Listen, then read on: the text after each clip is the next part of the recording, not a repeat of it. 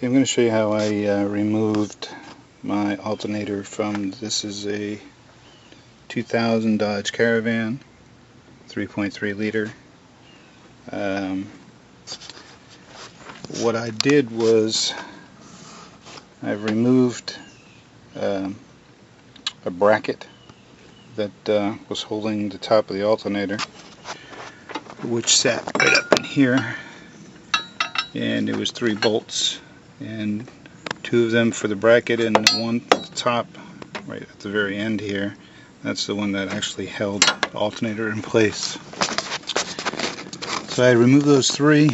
It may be able to be done without it, but I did it so it would make it easier for me to get my hands in there. The first thing you need to do is, if you look down here behind this hose, you can see the tensioner for the serpentine belt. First thing you need to do is release that. Take the pressure off of it. I made a homemade tool to actually push the spring down, and I was able to pull the belt off. Once that's off, remove it from the alternator. One of the first things you want to do, of course, is disconnect your negative terminal to the battery. I also put this PVC pipe here because the hood rod is right in your way when you're working here, so if you do that, you'll be able to get the thing out of your way.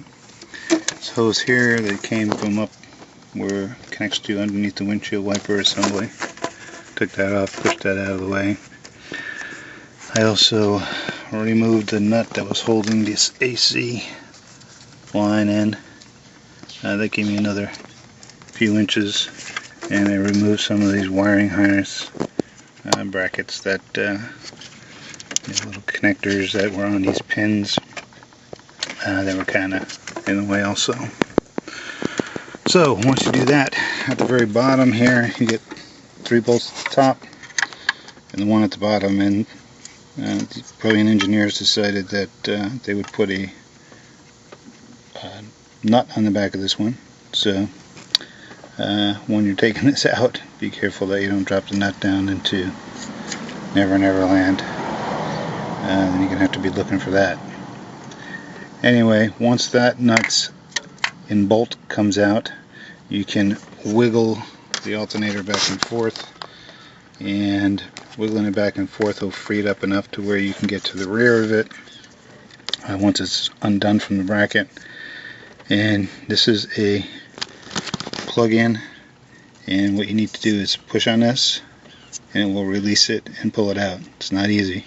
I used a pair of needle nose pliers to push it and pull it at the same time. After I got that out, I took a small socket and removed the nut that was holding this wire onto the alternator. And once that was done, I was able to pull the alternator out.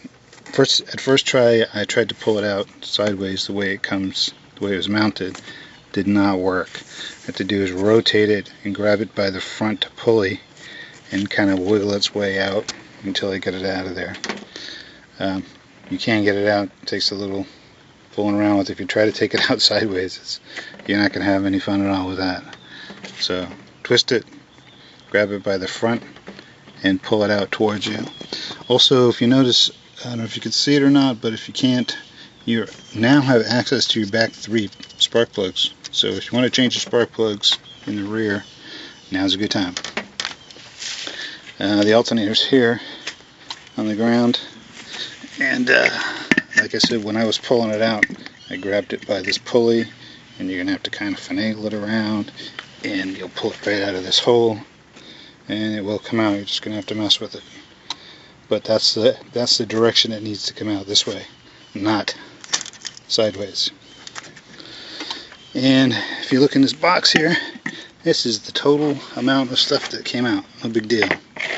This is at the bottom. The bolt was at the bottom of the alternator, along with this nut that they so graciously put up there to fall.